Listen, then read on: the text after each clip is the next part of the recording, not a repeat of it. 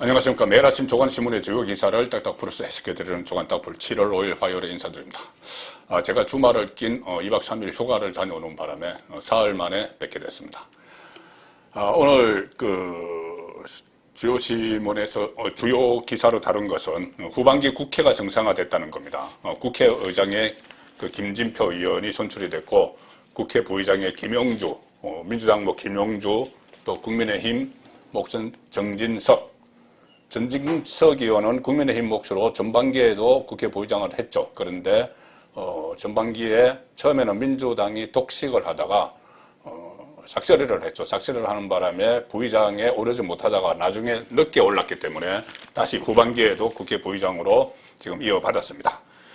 여론이 악화되니까 일단 의장단은 선출을 했지만 지금 아직 쟁점들이 남아있죠. 법사위원장, 그리고 사개특위, 사법개혁특위, 이 내관은 어디로 가는 것이냐. 내관이 아직 남아있다는 겁니다. 법사위원장은 이 모든 법안이 통과되는 길목을 차지하고 있죠. 그리고 사개특위 구성 문제는 민주당이 추진했던 검수완박 입법, 그것을 완료하는, 검수완박 입법이 완료되는 것이 중대범죄수사청이 설치되는 것인데, 중대범죄수사청, 한국형 FBI라는 그것을 설치하는 법안을 만드는 것이 사개특위입니다. 그래서 사개특위를 국민의힘에서 인정을 하면은 검수완박으로 인정하는 그런 꼴이 되기 때문에 국민의힘에서는 반대를 하고 있는 그 상황이죠. 법사위원장 자리와 검수완박, 후속 조치와 관련한 사개특위 구성 등 핵심 쟁점은 여전히 풀지 못하고 있다. 어쨌든 국회는 이렇게 해서 일단 문은 열었습니다. 앞으로 또 여야 간에 충돌이 많이 있겠지만은. 그런데 지금 집권당 국민의힘이 문제죠. 당대표 이준석, 모레죠. 모레 당윤리위원회 징계를 앞두고 있는데 지금 태업을 벌이고 있습니다. 최고위원회 가기는 가되 이 마이크를 치워버리고 이렇게 태업을 벌이고 있고, 또 얼마 전에 이준석과 충돌했던 배현진 최고위원은 또 뭔가 유혹을 던지면서 최고위원회를 보이콧하고 있습니다.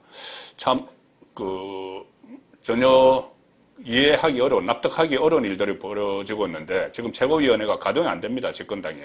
이렇게 원구성 협상도 마무리는 아니지만은 일단 국회가 출범을 하고 하는 이 상황에서도 이준석은 모레 윤리위 징계를 앞두고 있는데 제가 한번 말씀드렸죠. 그 전에 자진 사퇴할 가능성도 아직 저는 있다고 봅니다. 상황이 본인에게 완전히 불리하다고 생각을 하면은 징계 전에 자진 사퇴하면서 윤핵관의 정치 탄압 이런 프레임으로 갈 가능성이 있습니다. 어제 국민의힘 안에 묘한 기류가 흐르는데 이준석은 최고위원회 회의에서 마이크 치우고 발언을 안 했다. 어제 이런 기류가 있었습니다. 뭐냐면은 어제 김성희 보건복지부 장관 후보자가 자진 사퇴를 했죠.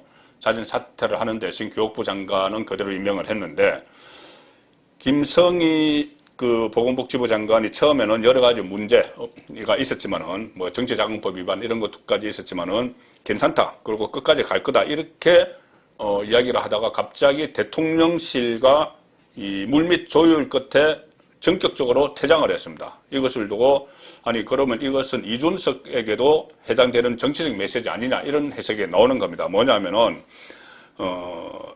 김성희 후보자의 사태가 이준석 대표를 둘러싼 7일 윤리위원회 향배와 무관하지 않다. 이런 시각이 지금 나오고 있습니다. 정치자금법 위반 혐의로 선관위에 의해서 수사가 의뢰가 됐죠. 수사 의뢰됐는데 수사 결과가 나오지 않은 상태입니다. 실제로 제대로 수사도 들어가지 않은 상태죠. 이 김성희 후보자는, 전 후보자는 수사 결과가 나오지 않은 상태에서 여당 그리고 정부, 대통령실과 여당의 지속적인 압박 끝에 사퇴를 했습니다. 사퇴를 했다면은 이준석도 지금 계속 그런 이야기 합니다. 경찰 수사 결과가 나오지도 않았는데 내가 왜 사퇴를 하느냐. 이런 논리를 지금 버티고 있는 것이죠. 그런데 장관 후보자도 검찰의 수사를 의뢰했다는 그것 하나만으로 자진 사퇴를 했습니다. 스스로 사퇴를 했죠.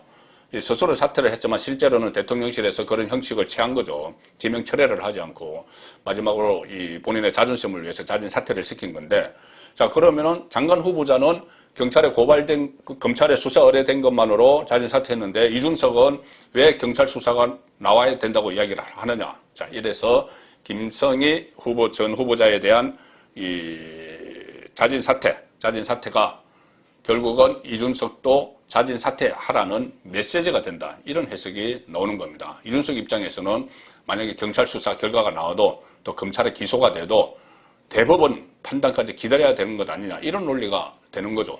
만약에 이렇게 경찰 수사 끝나지도 않았는데 내가 왜 사퇴하느냐 이렇게 되면 경찰 수사 끝나면 경찰 수사 못 믿겠다 하겠죠. 검찰 수사 기소 못 믿겠다 하겠죠.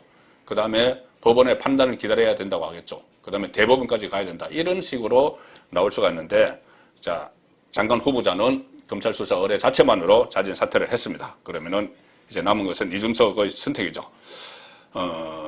특히 윤석열 대통령이 어제 그 출근길에 도어 스태핑을 하면서 도덕성 이야기를 했죠. 우리 정부 인사들의 도덕성 면에서는 전 정부, 문재인 정부와 비교할 바가 안 된다. 우리 정부는 다 도덕성이 깨끗한 사람들이다. 이렇게 이야기를 했습니다. 자, 그래서 이준석의 도덕성, 성접대 의혹, 그리고 향응 제공, 이런 것은 도덕성과 직결되죠. 특히 박근혜 전 대통령을 김성진 성접대를 했다는 아이카이스트 대표가 운영하는 업체에 방문하도록 해주겠다. 이렇게 이야기한 것. 이것은 부패입니다. 그 자체로 권력 주변의 부패, 본인은 권력에서 어떤 직책도 가지고 있지 않으면서 그 전에 박근혜 키저 이렇게 불렸다. 그리고 박근혜 비대위원장 시절에 비대위원을 했다는 것으로 호가호위한 도덕성 하락이죠. 그리고 부패한 그런 인물이었습니다. 이런 상황에서 당사자 이준석은 어제 침묵을 이어갔다. 당 최고위원회에서 앞에 놓인 마이크를 오른손으로 치우면서 공개 발언을 하지 않았고 회의 뒤에 기자들의 질문에 일절 답하지 않았다. 주특기인 페이스북 여론전도 뜸해졌다. 하도 이 비판이 많으니까는. 그런데 언론 인터뷰는 하고 있습니다. 자기 입장을 계속 강변을 하죠. 중앙일보가 오늘 이준석 인터뷰를 크게 실었는데 이슈, 여권 인사가 본 혼돈의 여권 인사가 본 혼돈의 여건이라는데 그 혼돈의 당사자인 이준석을 인터뷰를 해서 이렇게 크게 실었습니다. 이준석, 칼 빼고 달려오는 사람과 무슨 타입 되겠나? 이렇게 이준석의 입장을 대변을 합니다. 자, 묘하죠. 요즘 언론들을 보면 한겨레, 경향 이런 데서 이준석을 응원을 하고 중앙일보도 지금 뭐 조중동에서 빠져서 보수 이익을 대변한다고 볼 수가 없죠. 박근혜 대통령 탄핵 국면부터 중앙 미디어 그룹이 다 그랬습니다. JTBC부터. 자, 이준석 입장을 적극 옹호를 하고 있죠. 이준석이 하는 말입니다. 윤핵관이 대러 대통령에 눕기추고 있다. 혁신위는 사조직이라고 공격한다. 우크라이나 행인 정부 협의 없다고 공격한다. 장 차관 인사, 나는 언론 보고 알았다. 아니, 어떻게 장 차관 인사를 그러면 당대표와 상의를 하는 건 아니죠. 대통령이 인사권이고, 재청권은 장관에게 있고, 국무총리에게 있고, 차관 재청권은 장관에게 있고, 그 라인이 있는 건데, 당대표가 그러면 인사권까지 다 알아야 되느냐. 자, 그리고 당윤리위원회에 대해서 정상적인 절차라고 보기 어렵다. 이렇게 주장을 합니다. 그런데 당대표 이준석이 당윤리위원회 위원장 이양희를 임명을 했습니다. 그런데 그 절차를 진행을 하는 데 대해서 본인을 겨냥한 절차가 진행된다고 해서 정상적이 아니다. 자기가 관련된 게 정상적이 아니다. 당대표가 당 조직을 정상적이 아니다. 당 윤리위원장을 본인이 임명을 했는데, 자, 이렇게까지 이야기를 하면서 일단 여론전을 펼치고 있는데, 모레까지 버틸지 일단 지켜봐야 됩니다. 이준석과 충돌하면서 유치한 모습을 보였던 인물 또 한 사람이 있죠. 둘 다 유치했습니다. 배현진. 악수, 패싱을 하고, 패싱을 당하니 돌아서면서 어깨를 치고 이런 모습을 온 국민 앞에 정말 민망한 모습을 노출시켰던 배현진은 또 최고위원회를 보이콧했습니다. 어제부터. 이렇게 이야기합니다. 언론 인터뷰에서 최고위원회 보이콧을 한 이유에 대해서 지난주 월요일 회의 이후에도 진술이 나오는 등 같이 회의하기 좀 낯뜨거운 이야기들이 있었다. 최고위원회 안에서 낯뜨거운 이야기들이 있었다는 건지, 그동안 언론에 보도됐다는 건지, 뭔지 모르겠지만, 이 대표의 신상 문제에 대해서 불쾌감을 비쳤다. 낯뜨거운 이야기들이 있었다고 했죠. 배 최고위원이 언급한 진술은 이준석 대표에게 성접대를 한 혐의를 받고 있는 김성진 아이카이스트 대표의 경찰 진술을 가리키는 것으로 일단 보입니다. 뭐 최고위원회 안에서 다른 이야기가 있었던 건 아니고 김소연 변호사가 그렇게 이야기했죠. 김성진 대표 변호사 김소연 변호사가 기자회견에서 그 경찰 조사에서 현재 감옥에 있는 김성진 씨에 대한 경찰 조사에서 구체적인 진술과 자료가 나왔다. 진술이 너무 구체적이라 빼도 박도 못하는 상황이다. 이렇게 주장을 했습니다. 뭐 성접대 2회 있었다고 했는데 접대가 뭐 20회 있었고 박근혜 시계를 구해달라고 해서 박근혜 시계를 구해줬고 또 박근혜 전 대통령을 만났는데 힘을 써주겠다. 뭐 이런 이야기를 했고 여러 가지 이야기, 낯뜨거운 이야기들이 정말 있었는데 자, 낯뜨거운 이야기 이것뿐이 아니고 경찰이 김성진 씨를 추가 조사를 한다고 합니다. 그때 미진한 부분이 있어서 추가 조사를 하면은 또 뭔가 튀어나올지 모르죠. 그 상황에서 그 배현진 최고위원은 낯뜨거운 이야기들이 있었기 때문에 회의를 같이 하기 그런 일이 있었기 때문에 나는 최고위원회를 보이콧한다 이렇게 이야기했습니다. 그러면 윤리위 징계에서 만약에 이제 그 이준석이 뭐 경고 정도 받든지 해서 그냥 다시 복귀를 한다면 그 낯뜨거운 일들은 묻혀질 것인지 그것도 궁금합니다. 자, 이준석 그 대표 이야기는 일단 이틀 정도가 좀 지켜봐야 될 그런 상황입니다. 오늘 조간신문 중에 눈에 띄는 인터뷰 기사가 하나 있었는데 이상민 행정안전부 장관 인터뷰 기사입니다. 동아일보가 이 인터뷰 기사를 사이드톱으로 실었습니다. 아주 중요한 이야기를 했는데 지금 이상민 그 행안부 장관은 경찰국 행안부 안에서 경찰국을 만들려고 하고 있죠. 그래서 비대해진 경찰, 문재인 정권 때 검경수사권 조정 과정에서 검찰의 많은 권한을 가져가서 비대해진 경찰을 통제를 해야 되기 때문에 행안부 안에 경찰국을 만들려고 합니다. 법무부 안에 검찰국처럼. 그런데 경찰들이 대대적으로 반발을 하고 있죠. 이것은 하지 못하겠다. 경찰이 집단 삭발을 하는 이런 일이 벌어지고 있는데 그 이유가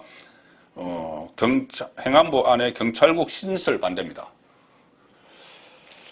그러니까 결국은 뭐 경찰 독립 뭐 이런 명분이지만 지금 그전에는 경찰을 통제한 것이 청와대 안의 그 전 정부까지 문재인 전까지 청와대 안의 치안 비서관이 있었습니다. 그래서 경찰을 통제를 했죠.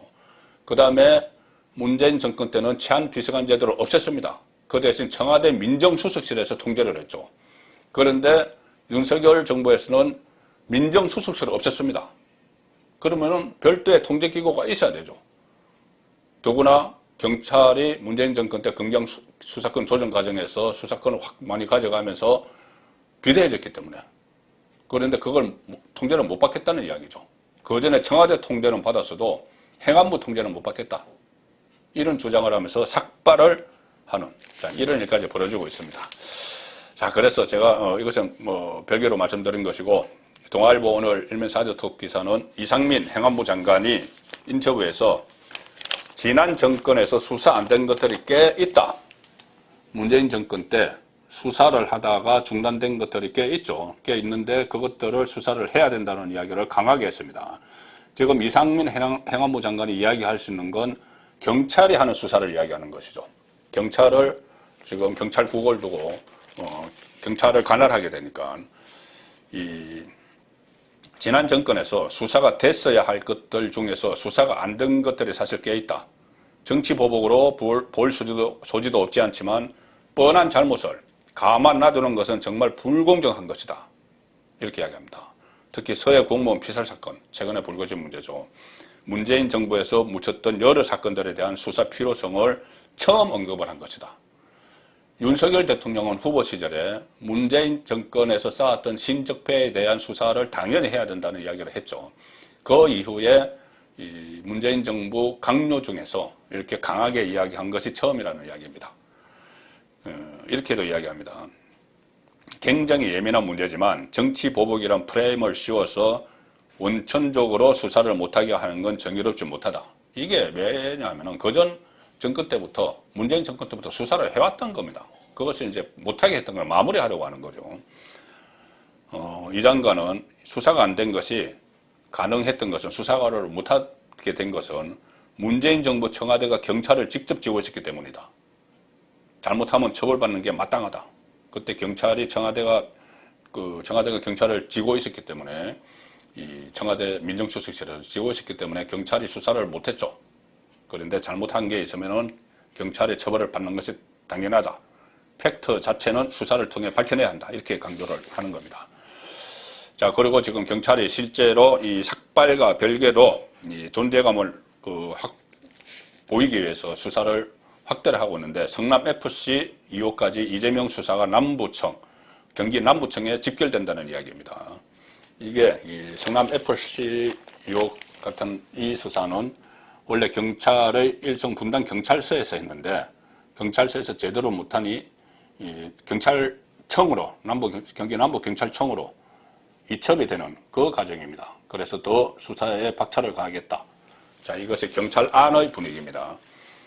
성남FC 후원금 의혹을 수사 중인 경기 분당경찰서가 이 사건을 상급기관인 경기 남부경찰청으로 이첩을 하기로 했습니다. 그전에는 책임을 지고 마무리하겠다 했는데 못 믿겠다는 거죠. 분당서가 지난해 9월에 다 무혐의 처분을 내렸죠. 성남FC 관련 후원금을 160억 원 제공한 4개 기업, 그리고 그 대가로 건축 인허가와 토지 용도 변경 편의를 제공했다는 이유, 여기에 대해서 분당경찰서는 무혐의 처분을 내렸습니다. 그런데 올해 2월에 검찰이 보완 수사를 요구를 했고, 그래서 분당서가 재수사를 벌여갖고 성남시청, 두산건설본사, 성남FC 사무실을 압수수색했는데, 압수수색 증거물들을 빨리 분석을 했으면은 그 다음에 이것을 소환을 하든지, 이재명을 소환을 하든지, 주변 인물을 소환을 하든지 더 진척이 돼야 되는데 그게 안 되고 있다는 겁니다. 자, 이 상황에서 경기 남부청이 경찰서에서 가지고 하부기관 경찰서 분당경찰서에서 했던 것을 가져갔죠. 그리고 경기 남부청은 이 외에도 김혜경 씨 법인카드 유용 의혹, 백현동 아파트 개발 사업 특혜 의혹, 경기주택공사 합숙소 선거사무소 사용 의혹, 이재명 아들 성매매 및 도박 의혹, 이재명 변호사비 대납 의혹, 이런 이재명과 관련된 사건을 무려 몇 개입니까? 지금? 5개, 6개를 한 경찰청에서 수사를 하고 있습니다. 자, 그런데 경찰청에서 이렇게 삭발을 하면서 윤석열 정권에 대항을 하는 이런 상황에서 수사가 될 수 있을까? 그래서 지금 검찰에서 본격적으로 수사에 나설 것 같습니다. 어제 경찰청장이 바뀌었죠. 윤희건 차장이 경찰청장으로 내정이 됐는데, 그래서 경찰이 일단 수사 의지를 가시하는 것처럼 보입니다. 일선 경찰에서 하던 것을 경찰청에서 가져가고 경기 남부경찰청에서 가져가고, 그런데 경찰이 제대로 수사할지는 의문이죠. 여전히 삭발을 하고 이런 상황입니다. 그래서 검찰 한동훈 법무부 장관이 최근에 인사를 마무리했죠. 그리고 그 사람들이 새로 임명된 보직에 출근을 하기 시작한 것이 어제부터입니다. 월요일부터입니다. 그래서 조만간 전진 배치된 수사팀이 본격적인 수사를 벌일 것이다. 자, 그런 분석들이 많이 나오고 있습니다. 사회면, 서울신문 사회면인데 잘 안 보이시겠지만은 그 사회면 하단에 인적 제도 정비 끝낸 검찰이 문재인 정부 수사 본격화하나, 지금 제도상으로도 직접 수사할 수 있는 부서들을 새로 부활을 시켰죠. 한동훈 법무부 장관이 나서서 했습니다. 자, 그래서 본격적으로 이제 검찰이 나선다. 경찰이 했던 것을 검찰이 나선다. 세 차례에 걸친 검찰 인사를 통해서 진용 구축을 마무리한 검찰이 9월에 검수완박, 검찰 수사권 완전 박탈, 이 입법의 유예 기간이 끝나죠. 그래서 그렇게 되면은 수사를 할 범위가 상당히 좁아지기 때문에 박차를 지금부터 간다. 윤석열 사단으로 분류되는 검사들이 주요 수사팀을 이끌면서 전 정부, 문재인 정부 인사가 연루된 수사에도 속도가 붙을지 관심이 쏠린다. 대검, 서울중앙지검 등 전국검찰청에서는 지난달 28일 단행된 고검검사급 정기인사 대상자에 대한 전입식이 어제 일제히 진행이 됐습니다. 그러면 지금부터 일을 시작을 하겠죠. 그래서 문재인 정부 때 약화됐던 검찰의 직접 수사 기능을 강화하는 방향의 검찰 사무기구 관련 일부 개정령도 어제부터 간부에 게재돼서 본격적으로 시행이 됩니다. 그렇기 때문에 본격적 수사를 위한 인적, 제도적 준비가 완료된 셈입니다. 그래서 수사에 앞으로 속도를 낼 것이고 9월 10일 검수완박이 시행되기 때문에 그러면 직접 수사 범위가 크게 축소되기 되므로 속전속결, 정강석가 수사를 벌이게 될 거라는 겁니다. 그리고 특히 전국 최대 검찰청이죠. 서울중앙지검의 이희동 공공수사 1부장이 맡은 서해 공무원 피살 사건, 여기에 관련해서는 특별수사팀이 꾸려질 수도 있다. 상당히 지금 구체적인 방향이 정립이 되고 있습니다. 여가부 대선공약 개발 의혹도 집중적으로 중앙지검 공공수사 2부에서 파헤칠 거고, 특수통, 윤석열 차단의 특수통이 배치가 됐죠. 엄희준, 김영철, 강백신 부장검사가 포진한 반부패 수사 1, 3부, 여기서는 대장동 개발 특혜, 그리고 임종석 전 비서실장, 조국 전 민정수석이 연루된 박근혜 정부 시절 공공기관장 밀어냈던 블랙리스트 의혹, 여러 가지 많습니다. 자, 이것이 정강석화처럼 수사가 시작될 수 있습니다. 수사가 시작되죠. 시작되는 상황인데, 오늘 조선일보 보시면은 청와대 행정관 이야기가 나옵니다. 청와대 행정관. 이 청와대 시절에 문재인 정권 때까지 해서 청와대 시절에는 비서실장, 장관급인 비서실장이 있고 그 밑에 각 수석 비서관이 있었습니다. 차관급 수석 비서관이 있고 각 수석 비서관 밑에 비서관이 있습니다. 비서관은 보통 1급이죠. 1급이고 그 밑에 선임 행정관이 있습니다. 2급. 그 다음에 3급, 4급, 5급 행정관이 있습니다. 3, 4, 5급 행정관. 그리고 그 밑에 행정요원이라고 6, 7, 8, 9급 이렇게 있는데, 자, 문재인 정부 때 행정관들이 얼마나 활개를 쳤는지 속속 드러나고 있습니다. 행정관. 한 3급 정도, 3급, 4급, 5급 행정관들이 그때 국방부 장관을 호출을 했다는 그런 이야기도 나오고, 해경들을 그때 서해 공무원 피살 사건에 대해서 월북이라는 지침을 내렸던 그 해경왕 이야기 나왔던 행정관이 있었죠. 근데 이번에는 청와대가 합참의장을 조사를 했는데 그 기사가 보도가 됐었습니다. 북방 한계선을 넘어온 북한 선박을 납포하지 말고 돌려보내라고 청와대에 지시를 했는데, 그런데 실제로 납포를 했다고 조사를 받은 합참의장이 있었죠. 합참의장. 그 합참의장을 조사를 할 때 수사관도 참여를 했고 심지어 조서 날인도 시켰다. 수사관이란 건 검찰 수사관으로 청와대에 파견된 수사관을 이야기합니다. 저번에 김태우 수사관, 특감만 수사관 이렇게 폭로를 하기도 했죠. 검찰 수사관이 수사관으로 참여를 했고 나중에 조서에 사인하라 이런 것까지 했는데 그 조사를 주도한 인물이 행정관이라는 겁니다. 청와대 행정관. 상급인지 4급인지 5급인지, 선임 행정관이네요. 선임 행정관이면 2급 선임 행정관이 합참의장을 취조 수준으로 조사를 했다. 자, 문재인 정부 시절 심야에 동해 NLL을 넘어온 북한 선박을 납포하지 말고 돌려보내라는 청와대 지시를 어겼다는 이유로 청와대 민정비서관실 행정관의 조사를 받은 박한기 당시 합참의장은 알려진 것보다 강도 높은 취조, 조사 수준의 조사를 받았다. 수사 수준의 조사를 받았다. 당시 합참에 북한 선박을 납포하지 말라고 지시한 청와대 국가안보실 고위 관계자는 김유건 안보실 1차장, 현재 군인공제 2사장입니다. 여기도 알박게 되어 있죠. 군인공제 2사장으로 알박게 되어 있습니다. 임기 남아가지고. 자, 당시 박한기 합참의장은 망신주기 수준의 의례적인 조사가 아니라 수사관들까지 배석한 가운데 청와대 인근조사실에서 4시간여 동안 수사 수준의 조사를 받았다. 자, 박한기 의장은 청와대 민정비서관실 관계자가 합참에 와서 조사를 할까 아니면은 이렇게 물어봤는데, 조사를 할까 이렇게 청와대에서 물어봤는데 부하들 쪽에 민망할 수 있다고 판단해서 청와대 쪽으로 내가 가겠다. 그래서 10분 정도 하면 된다 이렇게 생각하고 갔는데 4시간 동안 받았다는 겁니다. 그리고 조사실은 녹음 장비까지 갖춘 수사시설이었고 민정비서관실 A 선임 행정관 외에 반부패 비서관실 소속으로 추정되는 수사관 2명까지 조사에 참여를 했다. 그 아래 파란색으로 칠한 기사는 이겁니다. 또 청와대 문재인 정부 청와대 행정관 이야기인데 정치인 인맥으로 청와대 입성해서 5년 내내 근무한 행정관이 필로폰, 마약을 청와대에 근무할 때 마약을 복용한 혐의로 수사 대상에 올랐습니다. 청와대 문재인 정부 청와대 행정관입니다. 청와대 근무하면서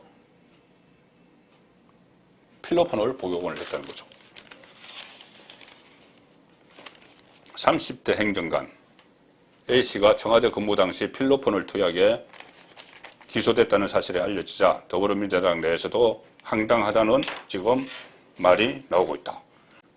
이 A씨라는 사람은 비교적 젊은 나이에 행정요원으로부터 시작해서 행정관을 거치면서 문재인 정부 5년 동안 청와대에 근무를 했는데 호남 출신의 민주당 의원과 가깝다.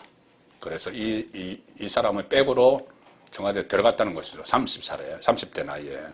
그래서 뉴미디어 비서관실, 자영업 비서관실, 정책실, 총무비서관실 이런 여러 곳을 옮겨 다니면서 경력을 쌓았고 청와대 행정관으로 승진했다. 그런데 마지막에 총무비서관실에서 인사까지 담당을 했다. 이런 중요한 직책을 맡긴 겁니다. 청와대 총무비서관실에서 하는 인사는 청와대 안의 내부 인사입니다.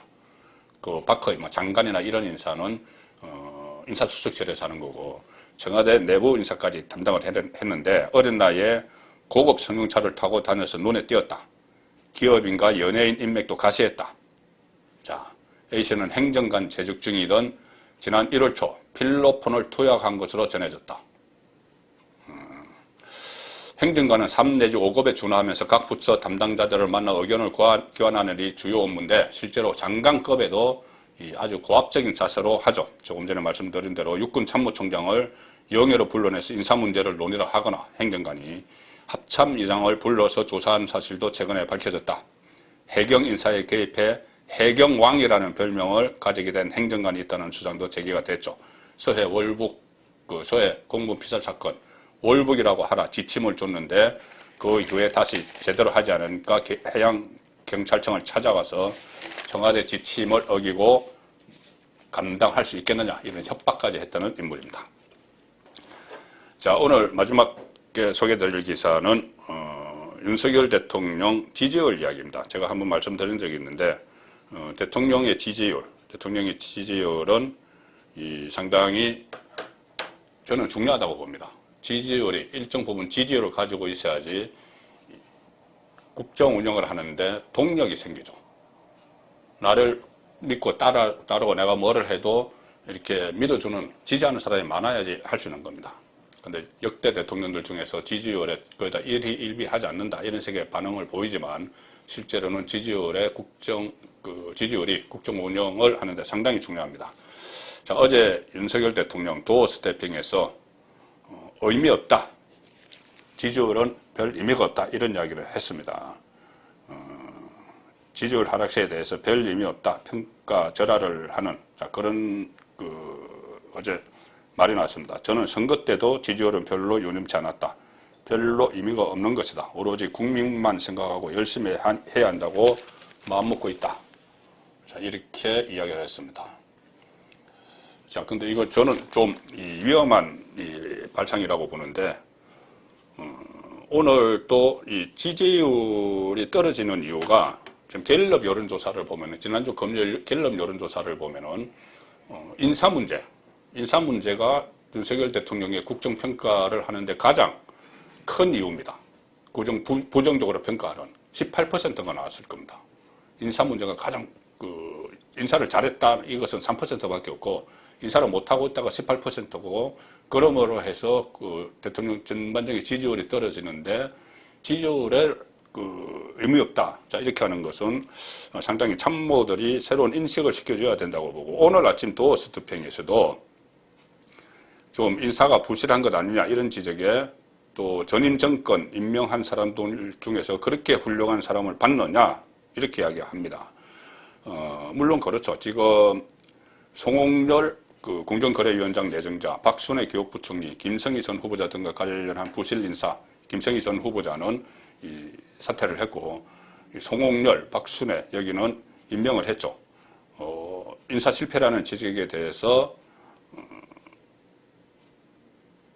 다른 정권 때하고 한번 비교를 해보시라. 사람들의 자질이나 이런 것을 이라고 말을 했다고 합니다. 그리고 청사로 들어갔다는데, 물론 이 가령 송홍열 같은 경우는 윤석열 대통령과 어떤 그 사법노선 동기라고 해서 그것을 막 비판을 합니다. 그렇지만은 송홍열은 서울대 교수인데 이 상법의 권위자입니다.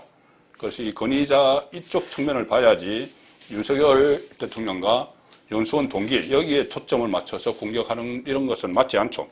그렇지만 그것을 국민에게 설득을 하고 정말 적재적소에 배치하려고 노력을 한다. 이렇게 하면서 국정운영 그 지지율에서 가장 부정적으로 보는 것이 인사 문제이기 때문에 이것을 국민을 설득하는 이런 노력을 해야 되는데 그런 부분이 좀 윤석열 대통령에게 약하지 않느냐. 그래서 지지율이 떨어지는데 지지율 떨어지는 것은 상당히 정권 초기에 위험 신호다.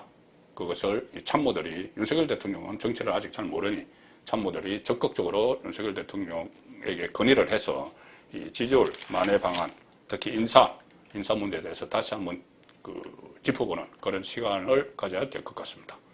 조간딱 부렸습니다.